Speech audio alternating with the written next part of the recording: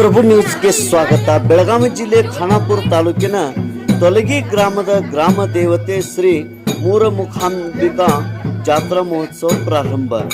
ಇದು 20 April 2026ರಿಂದ 30 April 2026ರವರೆಗೆ ಒಟ್ಟು 10 ದಿನಗಳವರೆಗೆ ಜಾತ್ರೆ ನಡೆಯಲಿದೆ.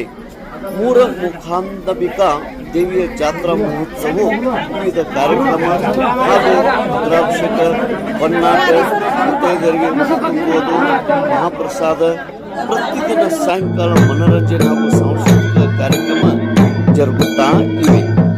30 ಏಪ್ರಿಲ್ 2026ರಂದು ಗ್ರಾಮದೇವಿಯ ಸೀಮೆಗೆ ಹೋಗುವವರಿಗೆ ಜಾತ್ರೆಯು ನಡೀತಾ ಇರುತ್ತದೆ. ಇದೇ ಸಂದರ್ಭದಲ್ಲಿ ಶ್ರೀ ಗ್ರಾಮದೇವತೆ ಜಾತ್ರಾ ಮಹೋತ್ಸವದ ಕಮಿಟಿಯವರು ತೊಲಗಿ ಗ್ರಾಮದಲ್ಲಿ ವಿಜೃಂಭಣೆಯಿಂದ ಈ ಜಾತ್ರೆಯನ್ನು ನೆರವೇರಿಸುತ್ತಾ ಇದ್ದಾರೆ.